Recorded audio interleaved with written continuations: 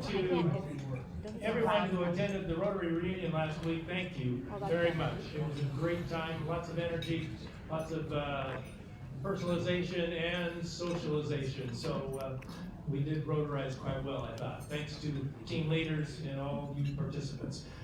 Today is, we're going to start off with something a little different. We're going to celebrate somebody's 100th birthday. I don't need it. Now that person is not here today. Still living, though, I have to say. It is Dick Marble. He joined in 1961. He was the 60th president of the Yakima Rotary Club. He served from 1977 to 1978. He operated Yakima Hardware Company, which became Horizon Distribution when his son took over, Ken Marble, our member, and it's now operated by our member Alex Hodge and Ken's son-in-law, Dick's grandson, Andy. 3 years ago, during Eric Silver's year, he invited a number of past presidents to speak about their year, including Dick Marble, who stood before the club, table right here, and flawlessly and eloquently listed the accomplishments of his year. It was an impressive performance by Dick. I believe he was 96 or 97 at the time. So what I would like to do is to have us all stand. Lorna is going to take a video. We're going to sing Happy Birthday to Dick Marble and send him the video on his birthday, the 9th of October. I also want to say, I want to thank Dick. You're recording now. Okay. Thank you, Dick, for hiring me for a summer job all through my college years. Thank you. All right, let's do Happy Birthday. Happy birthday to you. Happy birthday to you. Happy birthday, dear Dick. Happy birthday to you.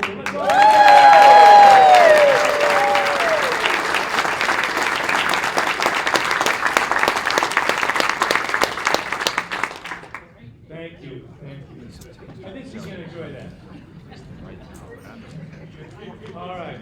If you would stand now that you just sat down, I'm so sorry. Just have to get her up and down.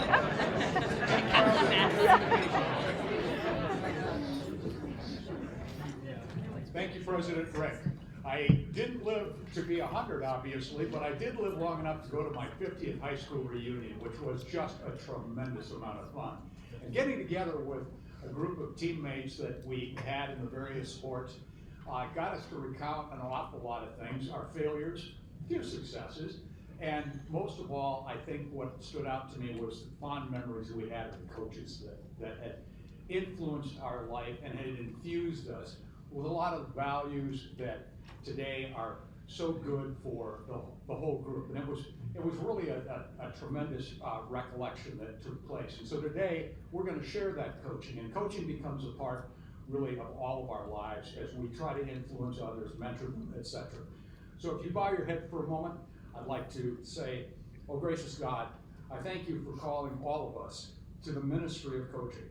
Help us to answer that call with a generous heart.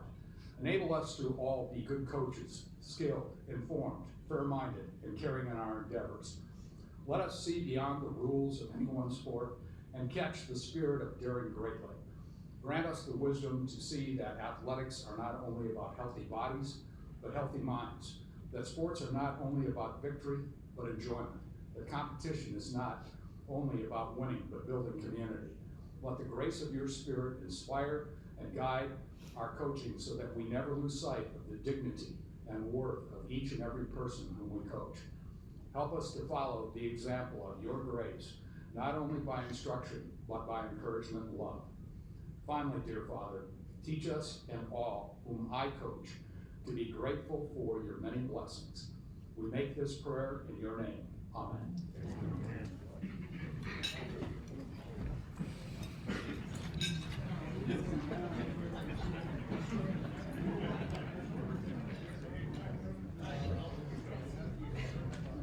So at this time, I would like anyone who is a guest, I know that the guests are going to get an extra stand up and stand down, but would you stand so that we can acknowledge your presence at our meeting today?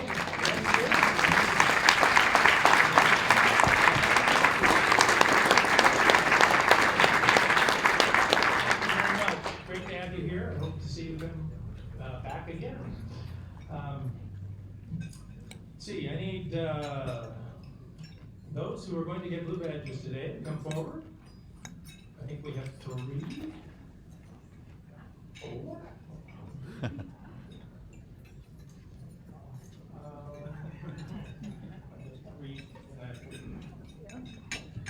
There's 3. Okay. It's Tom? Oh. Tom? I hate to say this, but I don't have your blue badge with me. But it's coming, right?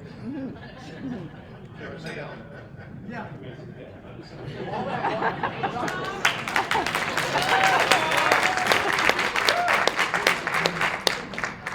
It's a great way to get some FaceTime, Tom. Everybody knows it's Tom McGraw? McGrath, excuse me. Now we know how to pronounce it too. All right. Okay, we have as red badge recipients. Let's see, blue badge. Now, I'm trying to remember who's not here. Woody Hensley? It's not here. That's right. Mary McFadden.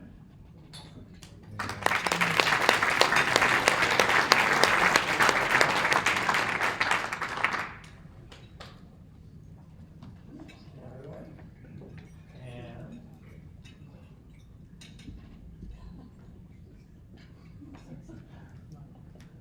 welcome, Mary. Thank you.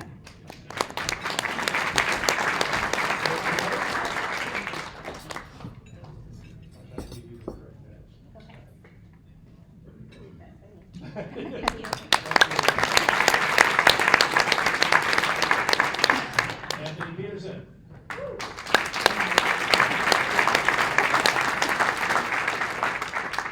Anthony says he's going to keep his red badge.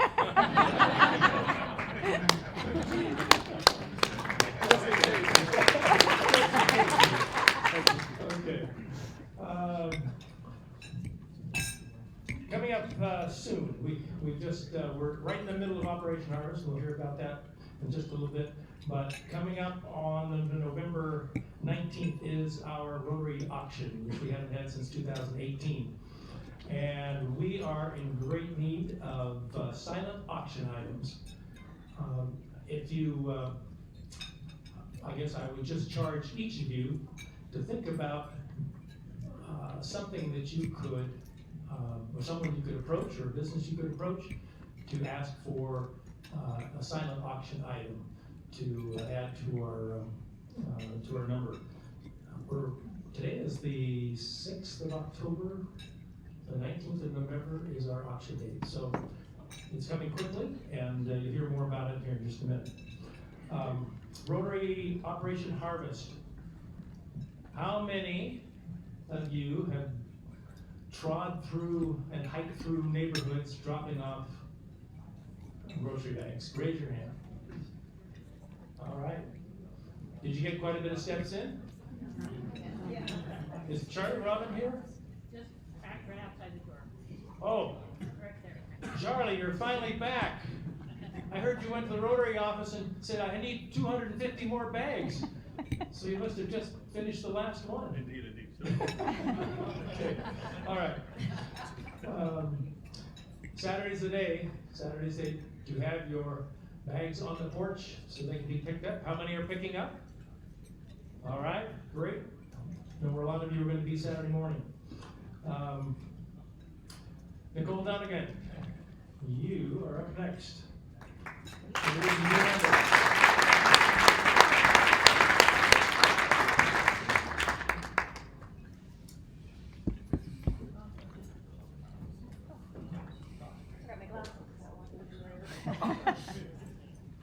That's better. Thank you. Yeah. Forgot about that. So hello all. mind doing an introduction today. I am excited to introduce our newest Rotary member, Sherry Lou Creason.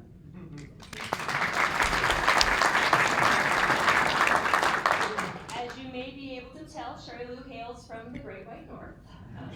She was born in Vancouver, Canada, and grew up in the Seattle area.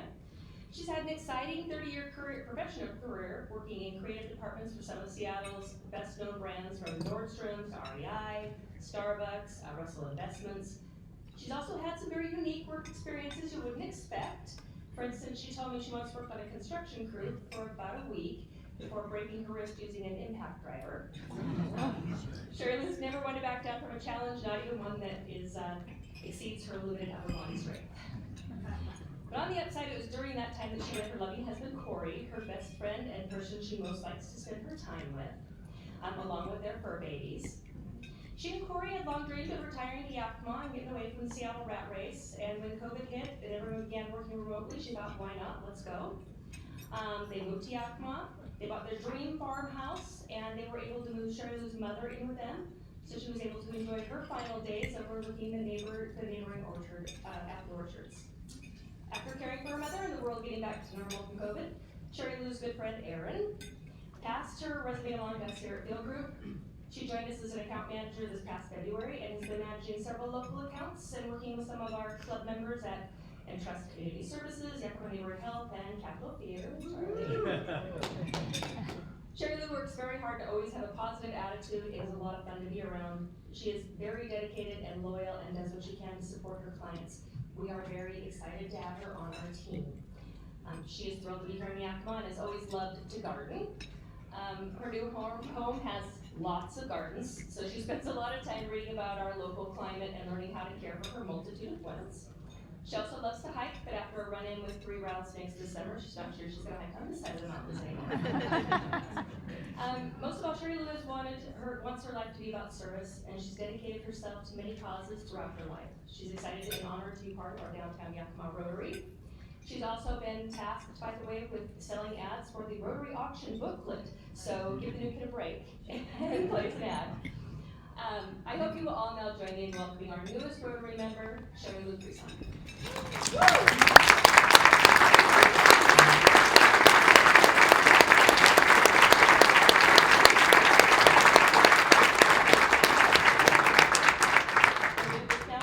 Now switching gears a little bit to the Rotary auction, and as Rick mentioned, I'm one of the chairs of the auction this year, and we're a little behind. We've been a little short-staffed with some of our help on the Rotary auction, and I think everybody's just a little tired. There is a sheet on your table if you would like to take a look at it to see what you can do to help. Right up here in the corner is the QR code to get to the registration, so if you want to go ahead and register and send that over to Jordan Matson. We also have a QR code that will take you to the silent auctions that have the items that have been donated so far, so you can see what you might be able to fill in. We are under 100 items. We typically have close to 300, so we are really, really short and could really use some help. On the live auctions, we still could use about 10, 15 more items. So I thought I'd throw that out there. Even if you just could buy one of the ads, and Sherry Lou will pick these up afterwards, there's a place to put on that for the ads also. So again, helping us in any way, we appreciate it. We have a lot of fun things planned, and it's a pretty exciting time for all of us to get together again. So thank you all, and looking forward to seeing you on November 19th.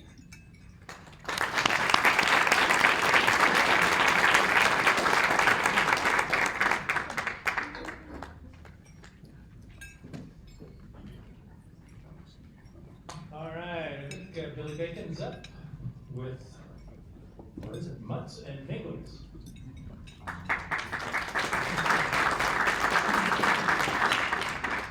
I just wanted to let you guys know about the Mutts and Meagle event we have going on next week. It's going to be Thursday the 13th from 5 to 7 at the Kiln. You guys are encouraged to bring your dog and a potential new member. It's lots of fun. We have some pizza, good conversation, and always some good drinks at the Kiln too. So look forward to seeing you guys there.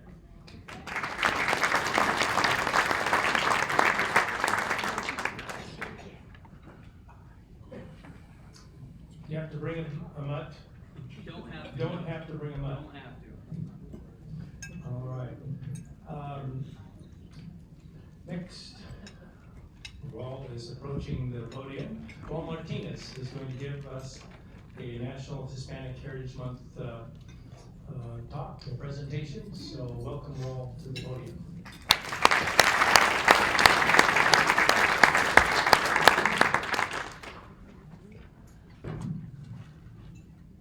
I just have to set this timer. I got like 10 calls yesterday. I was trying to win a golf tournament yesterday. I got 10 calls. No, I just won. It's already over though. But thank you. It's such a huge honor to be here with you all and to speak a little bit of what it is to be Latino to me. And for me, like many others, it's that story that Andres shared. It's a story that Felix shared. You know, it's coming from thousands and thousands of miles away with so much effort put in by those before us to get us to where we are now. But I think really it's about, we're here now, so what can we do next? And for me, both my parents are from Mexico. My mom's name is Maria Lourdes, and she was born in Guerrero, which is one of the biggest states in Mexico. And it's a coastal, but also mountainous state. It's so gorgeous. It's filled with what they call pueblos mágicos, which are magical little towns. And there's this one called Tasco, which is known for its silver mining. But all the taxis there, I don't know if it's like a municipal code or something, but they're all old Volkswagen Beetles. So it's such a cool thing, and it's super colonial. The streets are you know, just rock streets and just gorgeous and amazing, and it just really resembles the Mexican culture and pride of hard work and just the years that it's transcended. So my dad was born in that state as well, but they moved to Morelos, which is the next state over, getting closer to Mexico City. So this state's about like 3 hours from Mexico City, and it has a city called Cuernavaca, which is known for its nickname, which is La Eterna Primavera, which is the eternal spring. So I'm trying to plan a golf trip to go there. So, but actually in Mexico, to go to a lot of these country clubs, it's super exclusive. I mean, joining fees of $100,000 and stuff like that, so to know people. So my trick is I'm gonna plan 2 weeks. My first week is gonna be reconnaissance. I'm gonna go to a couple Rotary meetings there, so that I can meet people.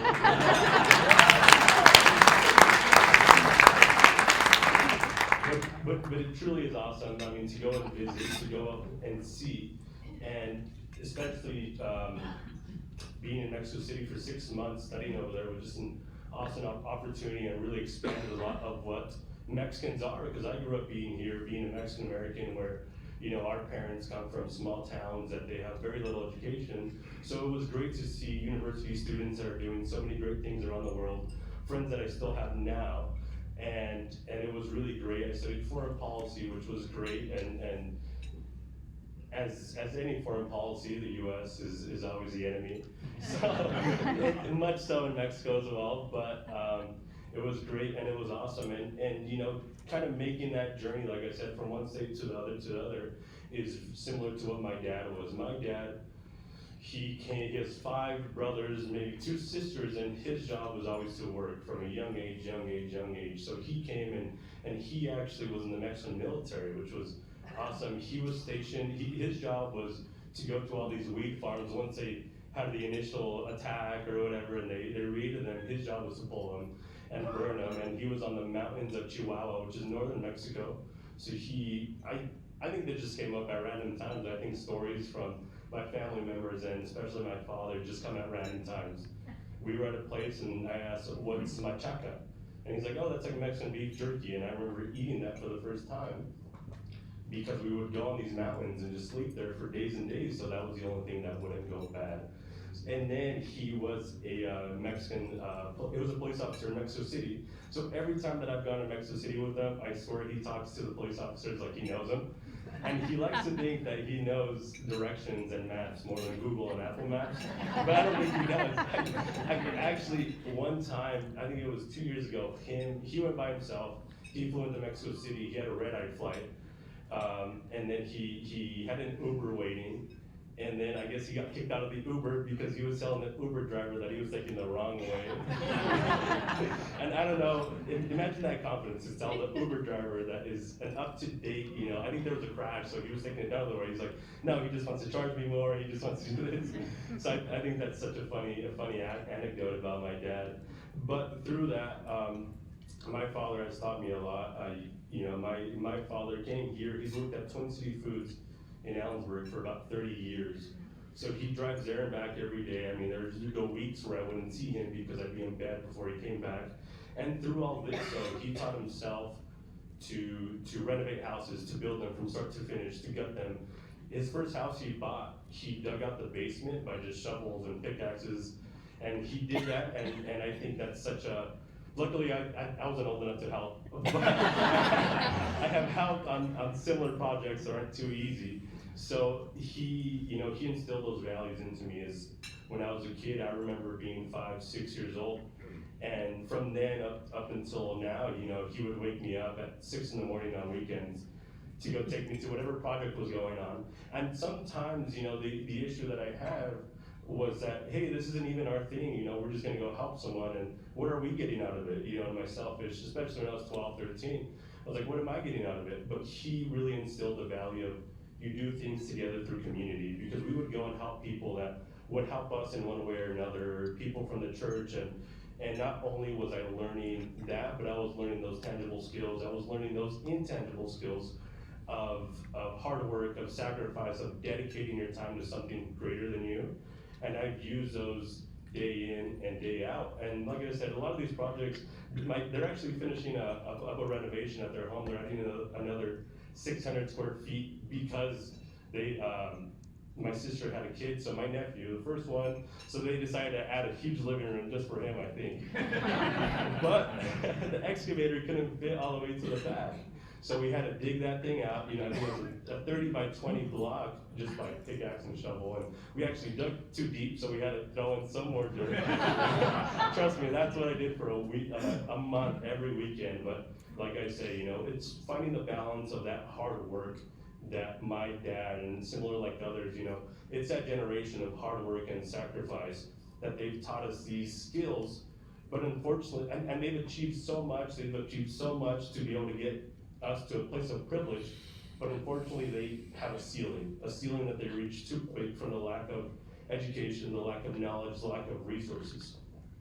So it's up to me and my generation to use that knowledge, to use that education to reach a new potential. I mean, my dad, with little that he knew, he was working on getting some sewage and gas lines brought in, and he didn't know what he was doing, but he went to go to the local government offices, and they told him, you have to go through all this process, get petitions, have community meetings, get this, and he did it with very little English knowledge. So, I've grown up around not only that hard work, but also the mental aspect of, I need to get something done, so I'm gonna get it done.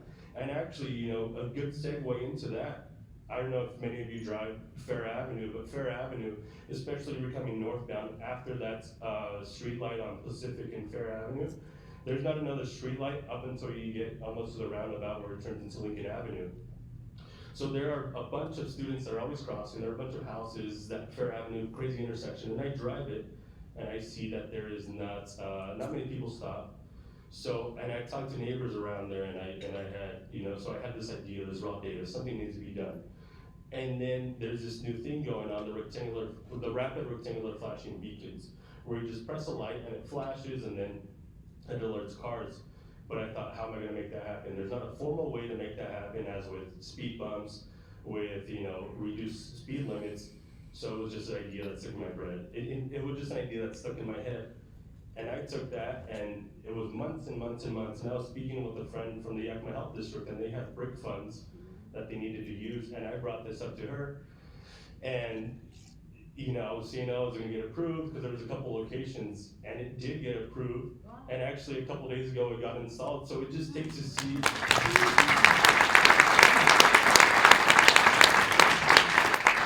So it really just goes to see really how much can be done, with really that knowledge that I have, that hard work that my parents gave me to really do all this. And I'm looking forward to not only, admiring what got us here, who I am now, but the future. And thank you very much. And I think I really passed my time. But it's okay, it's okay.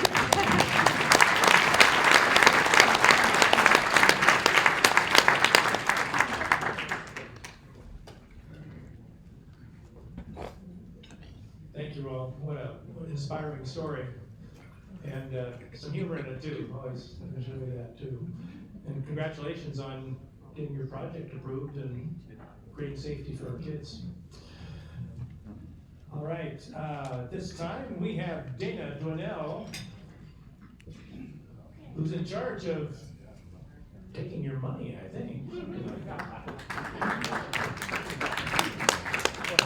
Notice the limited applause. First, let's get down to business here. We have a bunch of coaches here. And a referee.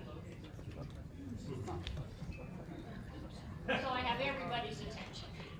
And we're gonna find you. So you have something on your tables, little pieces of paper that say IOU. This is a reminder that the Sergeant of Arms position is, their job is to raise money for Rotary charities. And if you're anybody like me, when I walked to the podium, you were going, geez, I forgot $1. Well, now we have IOUs.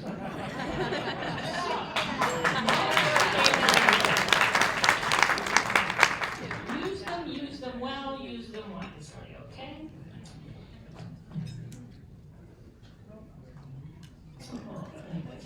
So there are birth coaches and career coaches and life coaches. But most of us think of sports coaches, like the speakers we will enjoy in a few minutes. How many of you participated in sports in high school or college and have a fond memory of a coach or somebody, a coach who you were really grateful for? Raise your hands. Okay. Well, those of you who didn't raise your hands, you may have missed out because you're getting fined $1. My brief experience with a coach in high school was high school tennis, who kicked me off the team for talking. Can you imagine? I also had no backhand. When we think of coaches, of course, the very first thing that comes to mind is fashion. Right? Right? Today, the style points have to go to the NBA or the NCAA basketball coaches, but for the NFL, the style decline really was epitomized by Bill Belichick's hoodie. His cutoff hoodie was really a manner of protest for him when a new NFL rule took place that required the coaches and the coaching staff to wear fan wear that was provided by the sponsoring sportswear company of the NFL, which in other words made them all walking advertisements. And Belichick did not appreciate that. So what was the company in 2003 that caused the protest? Was it Nike, Reebok, Russell, Adidas, or Columbia? Oh, wrong, okay, it was Reebok. So, if you didn't get Reebok, pay it off. Whatever it is, coaches are really inspirational to most of us, and this is what makes them perfect subject matter for movies and TV. Your slide here says Any Given Sunday, and when I was doing my research, this movie kept coming up all the time as one of the top football movies because of its true depiction of a coach, his relationship with athletes, his dedication, and his relationship or not with the front office. Here's a clip.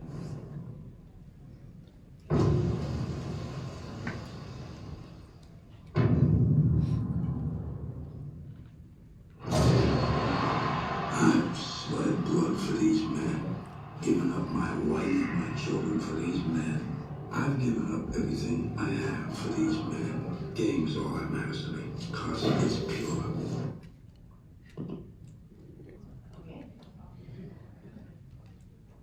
The next inspirational film that comes up in the top 5 is Hoosiers with Gene Hackman. This is another true story-based movie, and again, here's a classic pep talk. If you put your effort and concentration into playing to your potential, to be the best you can be, I don't care what the scoreboard says at the end of the game, in my book, we're going to be winners. Okay?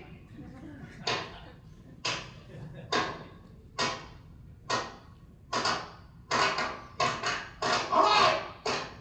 Let's go! Let's go! Let me hear it!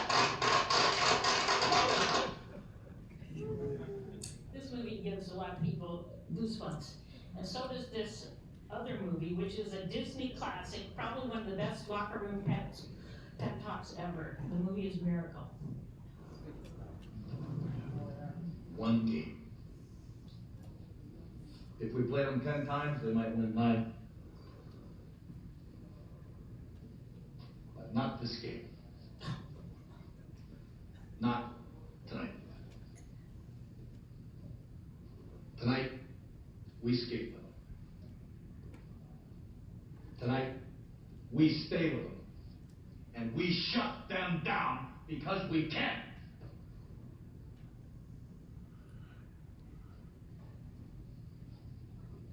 Tonight, we are the greatest hockey team in the world. Doesn't that sound good? If you saw that game, that means you're really old. Please pay it on.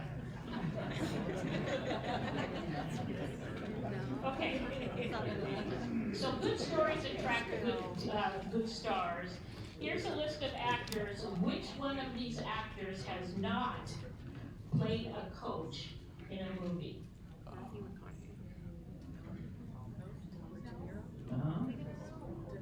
De Niro. Paul Newman played, I think it was, anyway. Matthew McConaughey was, thank you, Marshall. Speaking of great casting, or not, I'm sure you all remember the movie Eddie or Edie, which cast Oscar winner Whoopi Goldberg as the coach of the New York Knicks. Can we all remember that? Yeah, no, nobody. There are more underdogs from Disney. This is in honor of John Cooper. 1, 2, and 3. We needed 3. It's sort of an oxymoron. John Cooper. Mighty Ducks. Here's another one. Okay. What is the name of the coach in this movie that brought Ralph Macchio to glory as the Karate Kid? What's the name of the coach? Miyagi. Oh, right, I didn't get it. That's incredible. Does anybody know the name of the actor? Technically, Yeah. it's a not a code. Pay $1. You disrespected me. Okay. Okay. Tom Cruise had a horrible football coach in one of his very, very early films, All the Right Moves. Here's a brief example. Are you doing point line or to highway, Georgia Dick? I want to see some film on Riley, Georgia Dick, and all. Georgia Dick, I couldn't take a pass on him. I don't want to get a room problem. No, he's got an attitude problem, Shirley. Okay, so the actor who played that badass guy, excuse my French, is from the Northwest. And he started a television series called Appropriately Coach. Does anybody remember him? Yeah. What's his name? Craig T. Nelson. Women are really good. Okay, Craig T. Nelson. Where was he born? Tacoma, Spokane, Mount Vernon, or Vancouver, Washington? Tacoma. Spokane. Okay. What are these ironies on the table for? Okay, he was also an alum of YVC, but before he went to YVC, he flunked out. Oh, yeah, there we go. Which one of these schools did he flunk out of? You're right, Central. Okay, once again, coaching is having its moment in television. Ted Lasso. I know. It's a streaming series. Ted Lasso is an ex-college football coach who is failing upwards after he takes a job as the head coach in England of a hapless soccer team. And he brings the winningness to them through inspiration and positivity. In the words of President Rick, he rotarized them. If you have not seen Ted Lasso, pay a dog. Hey, Rick.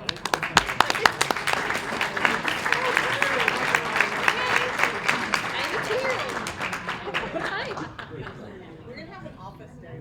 So as soon as Bob Romero collects all the money that Dana raised, he is going to introduce our program and our speakers. So I'm tap dancing while he's coming to the podium. No, you're standing there. Okay, I'm standing. Well, Okay. Thank you, President Rick. It is National Coaches Day. And we are joined today not just by people who have been a little bit successful here in our valley, we're joined by 3 people who are Hall of Famers. So they share that in common. And they also are all people who have won championships. So a great group of people, and they've been recognized by their peers for their success. And we start with 2 coaches who have ties to the Yakima Valley. First, Eli Juarez grew up in Wapato, and he learned to play basketball. His parents were migrant workers, and he learned to play basketball in farm labor camps, and that's where he started playing. Eventually, he went on to star at Wapato High School. Then he joined his brother George playing at Walla Walla Community College, and from there he went to Whitman.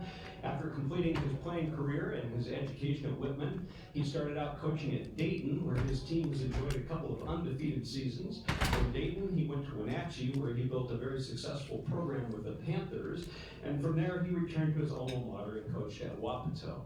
After coaching at Wapato, he moved on to Davis High School. At Davis, he has led his teams to state 9 different times. He is the winningest coach at both Wenatchee and Davis High School. In 2015, his team was runner-up at state. In 2012, with an undersized team that was a David versus Goliath story, he captured the state championship at Davis. Eli was inducted into the Washington Interscholastic Basketball Coaches Association Hall of Fame. He is the first Latino coach to be so honored. He has also had the pleasure of coaching his sons EJ and Marshall and his daughter Sierra.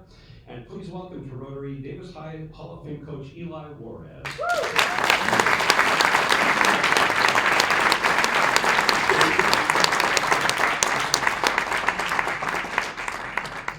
Next, we have Katie Hinckley, who grew up in a sports and coaching family. She's the daughter of former Davis High School coach Pete Orgill. And Katie excelled in volleyball, basketball, and softball at Davis. She went on to play at Central Washington University, where from 1998 to 2002, she was an outside hitter for the Wildcats. She was inducted into the Central Washington University Hall of Fame in 2013. She's been the health and fitness teacher at West Valley High School for 17 years. For 11 years, she was the head varsity volleyball coach at West Valley. For 10 straight years, she led her teams to state. She won a total of 9 league titles, 8 regional titles. They placed at state 7 times, 3 times they were third, and she won 3 state titles. And uniquely, because of reclassification, she won titles at 2A, 3A, and 4A level, which is really an unusual achievement. But Katie's teams won over 90% of their games, and twice she had teams that were ranked in the top 25 nationally. Katie and her husband Tyler have 2 daughters at ages 11 and 8 who surprisingly are playing for Team Yakima right now. And please welcome to Rotary 3-time state champion coach and Central Washington University Hall of Fame member Katie Hinckley.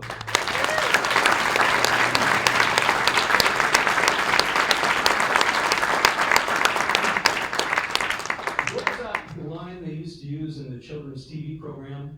One of these is not like the other ones. You know, when you start out in the Yakima Valley, it's a long way to Tipperary. And that is where Phil English graduated from Tipperary Vocational School. He began running in his early teens and soon was competing for his country. In 1974, he was the Irish National Senior Champion in the 3,000-meter steeplechase. And what does that get you? An athletic scholarship to Pullman, competing for John Chaplin for the Cougs. Phil was a member of the WSU cross-country and track teams for 4 years there, and in those 4 years, his teams finished in the top 4 in the NCAAs for all of those seasons. He has bachelor's and master's degrees in physical education from WSU. His interest really was in teaching and research, but when he took a teaching job at Carroll High School, it came with a coaching position in cross-country and track. And from there, he's gone on an unparalleled run of success in his sports. In his coaching career, his teams have earned 50 state trophies, 8 state titles in girls cross country, 3 boys state cross country titles, and a girls state track title. He has coached 5 different individual state champions, 3 at Carroll, 2 at Ike, and he created the Sunfair Invitational Cross Country Meet. You've probably heard of that. It kind of consumes Franklin Park and that part of the community every year. He's also helped students earn many different college scholarships in track and field. He teaches honors biology and college level anatomy and physiology at Ike. He and his wife Darcy have been married about 40 years, and Phil was inducted into the Washington State Cross Country Coaches Hall of Fame in 2019. Please welcome to Rotary Hall of Fame coach Phil English.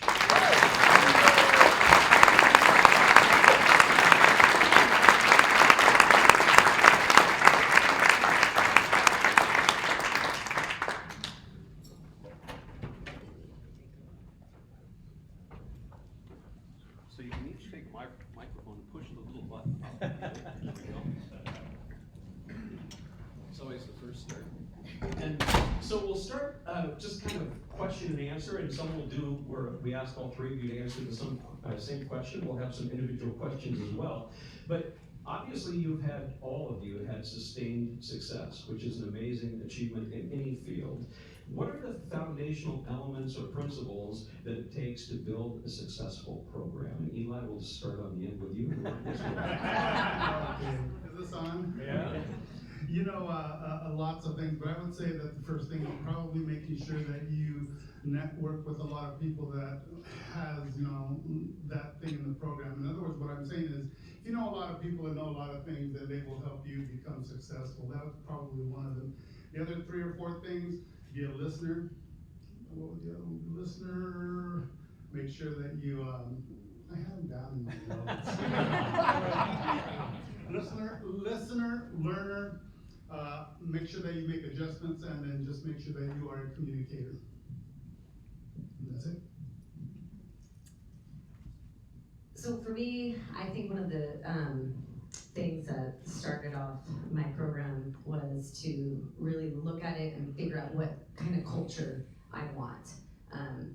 You know, when people say West Valley Volleyball, you know, what do I want them to, you know, think about when they say that? And so there is a lot of things that go into it, but that's what really like set me off is like, what do I want? You know, I want to be hard workers. I want to be trustworthy.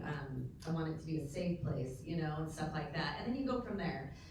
But I would say that was my biggest thing is to let's revamp this culture, and then how are we going to do that? And then there's a lot of steps to that. So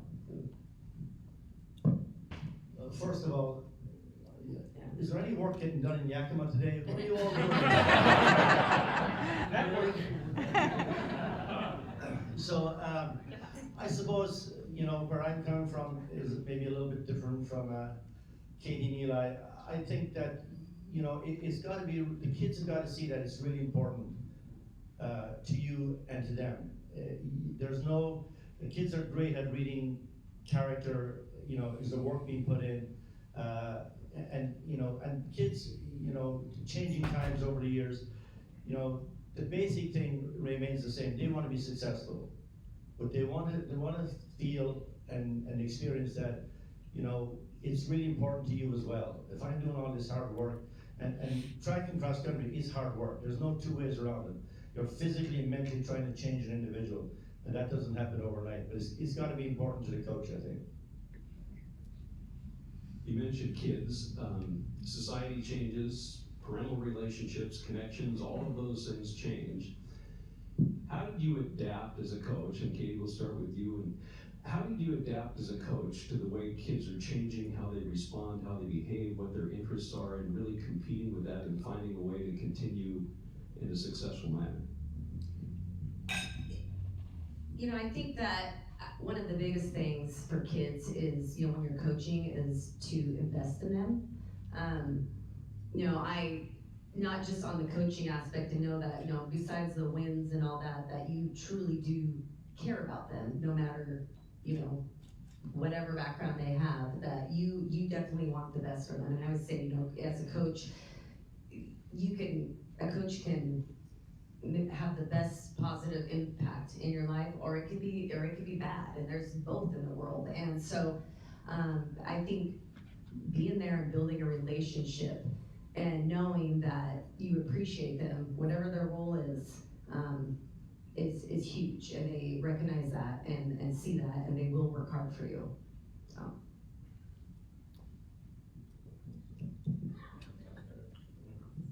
So, I see coaching, as really as an extension of education.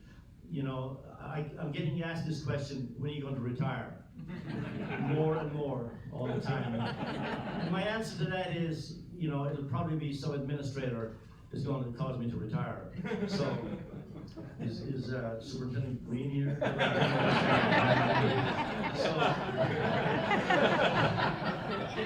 Not necessarily that one, but it could be someone. I think that, as generations change, the basic needs of kids, and they want to be successful.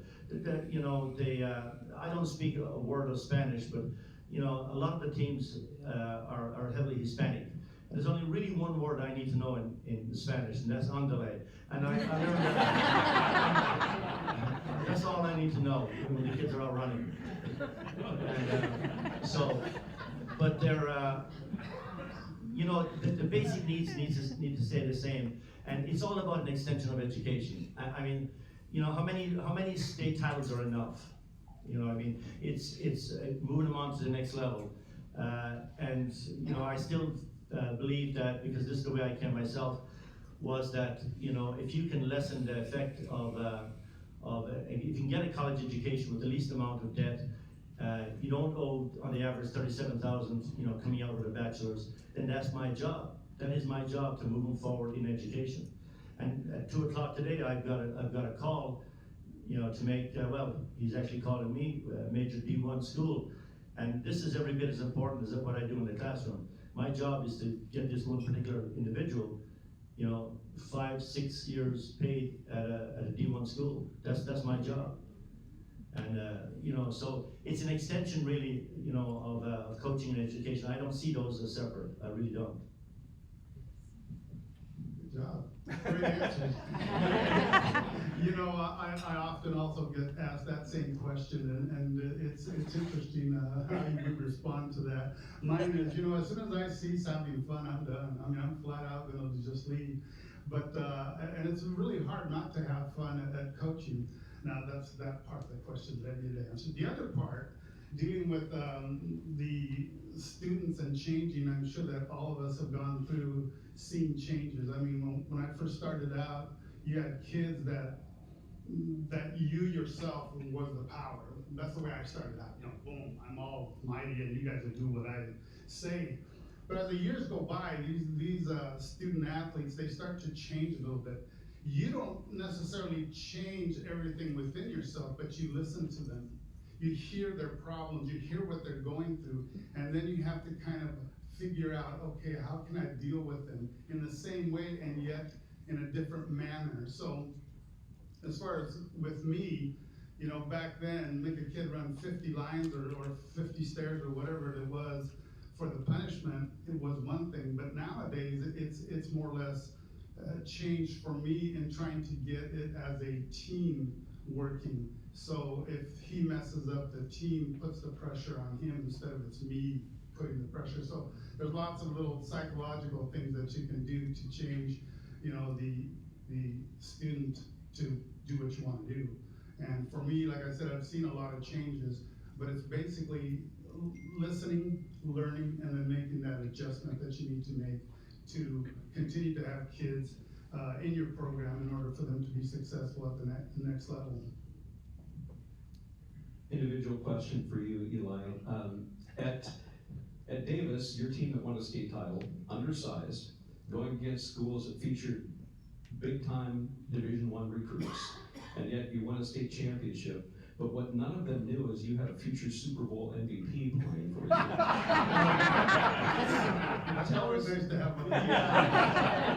Tell us a little bit about Cooper Kupp and his impact on that championship team. The first thing I'll say with Cooper Kupp, Fantastic individual, all business all the time, and I probably told him that when he was a freshman. I mean, when he came in scrawny, he just kept working and working.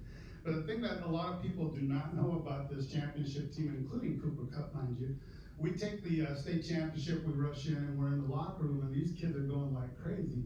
And I always give the story that, well, what music do you think these kids were listening to at that time? Well, you would think it would be like rap music or something way offbeat. These kids were listening to The Lion Sings Tonight, or whatever that song is. So they were all out there with their trophies, and they were going, wee. I didn't know where I was at for a minute there. Hugging the trophy and singing this song as loud as they could. But back to the Cooper Cup.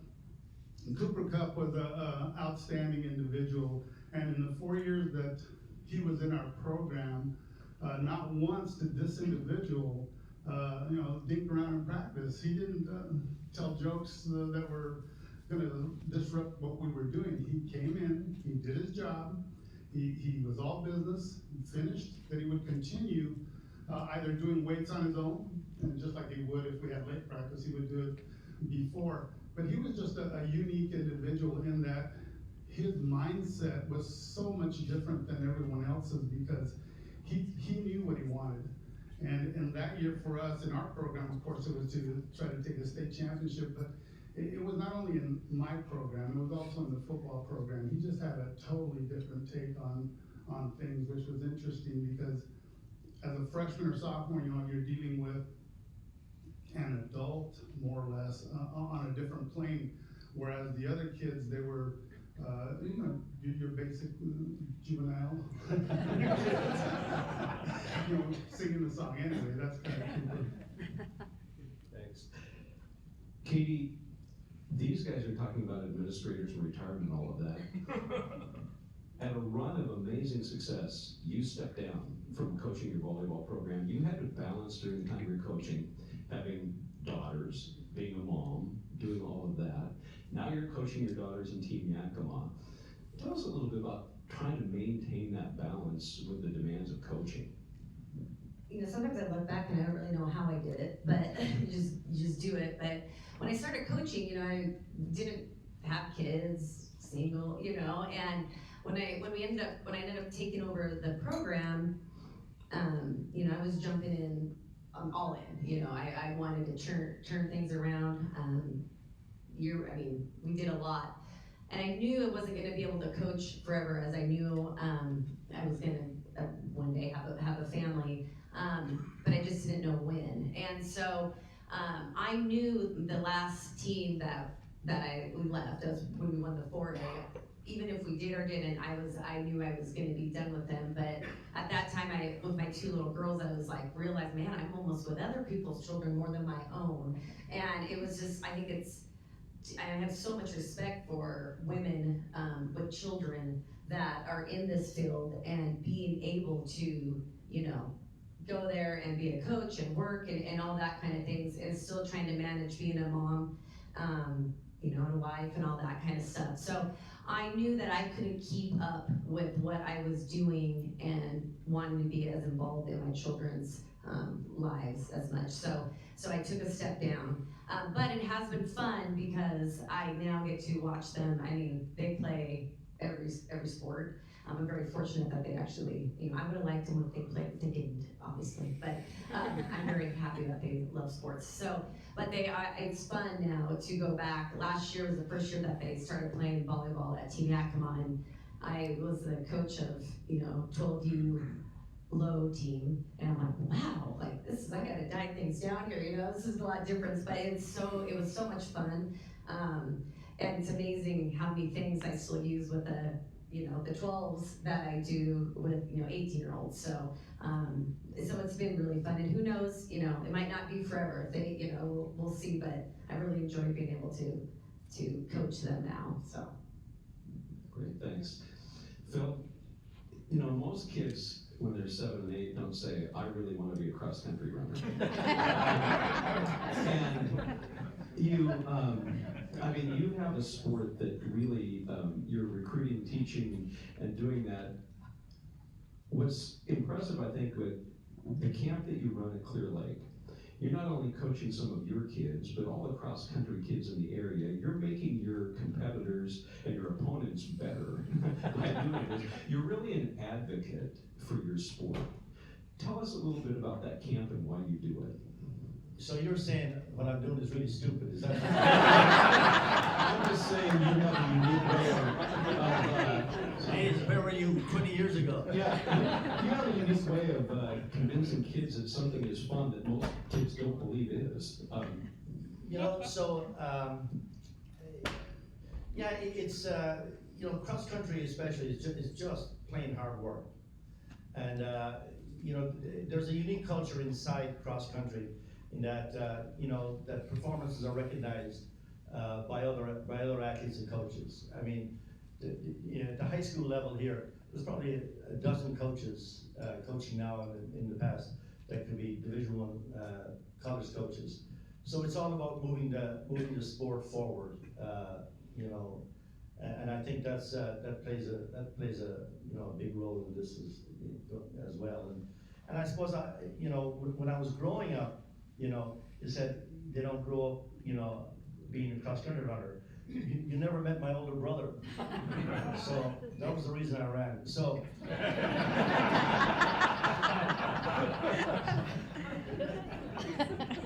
So, but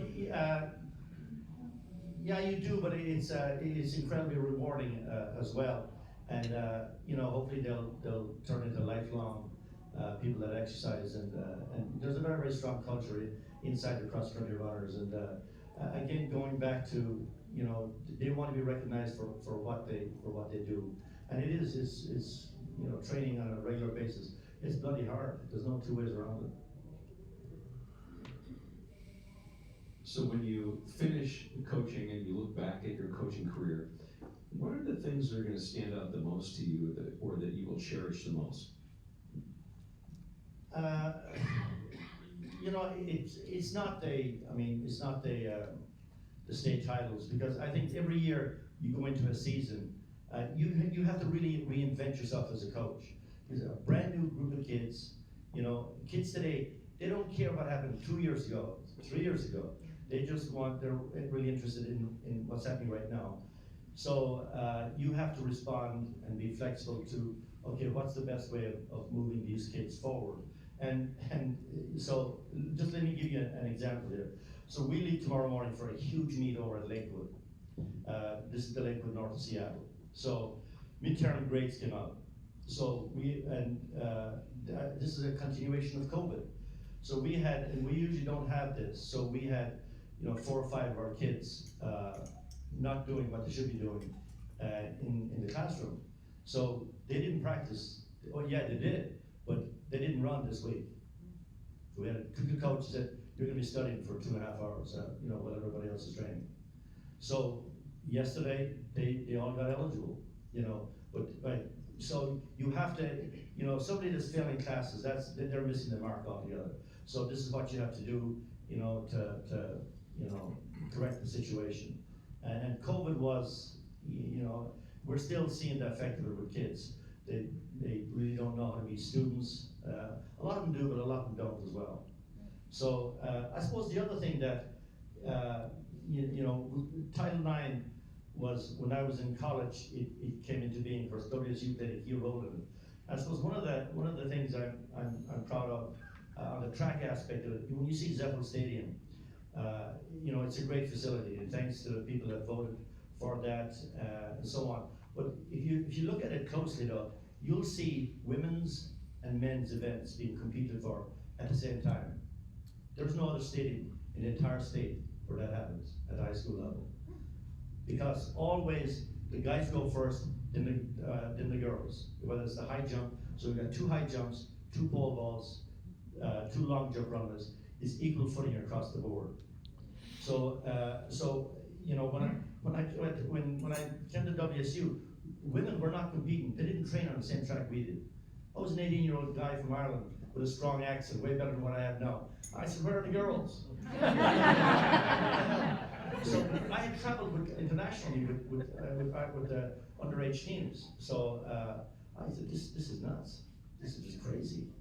you know, so I think, you know, whatever small part I played in that for gender equity, you know, I'm pretty proud of that.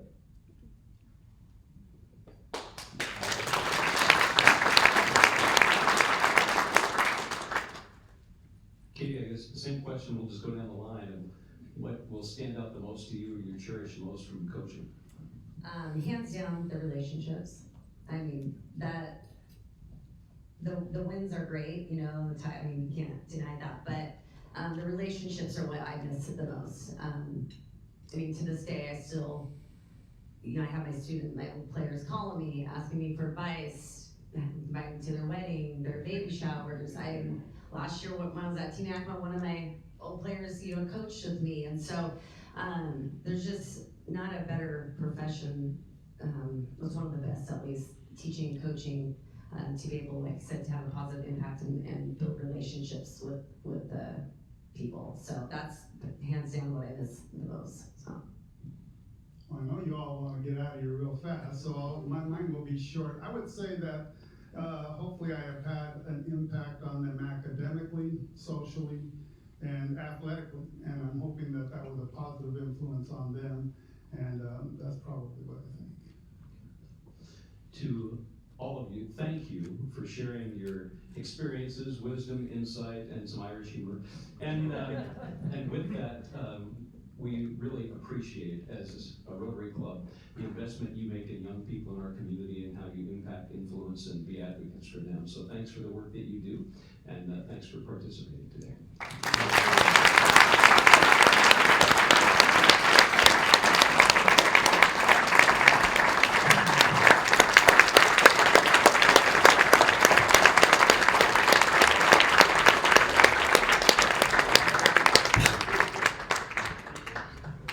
Very special program today. It's good to see you.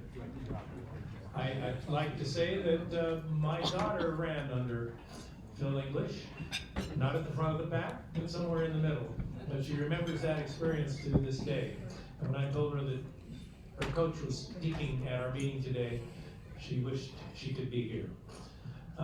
And I also would like to thank Bob Romero for being the moderator, doing an excellent job there.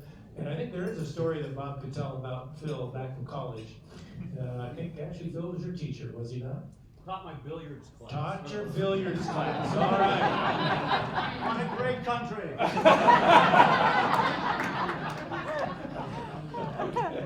All right, it is a great country. All right, I want to tell the three of you that we will give a gift to Rotary Plus, Rotary's Polio Plus campaign to continue the fight to eradicate polio throughout the world. So thank you for being here so we could do that. Next program is at YVC Conference Center. Not here, but at YVC. How are we doing with the little parking issue? Everybody's got to get one from me as they come through the door. So when you go to YVC for our next meeting, look for Carolyn or Lorna or me, maybe, who knows, out in the parking lot to give you a Rotary kind of sticker, label, decal, whatever, and you'll need to put that on your car's dash because now it is a paid parking lot, unfortunately. So that's a new wrinkle. Our speaker is going to be a judge, district court judge, David Estudillo, and that's part of our National Hispanic Heritage Month program. Following that, we have, I think, I'm not sure which order this is, Ali Frank and Asha Yeomans, Humorous Place in Storytelling. That'll be here at the Convention Center. Andrew Holt, Jonathan Smith, and Amy Martinez. What's New in Economic Development of the Workforce. That'll be also here at the Yakima Convention Center. Great program. What's this weekend? Operation August. So all of those who are picking up, don't forget, set your alarm, be out there at 10 o'clock. We're gonna collect a lot of food. I have to thank our chairs for doing such a great job this year, and we don't want to let them down. All right, we're adjourned.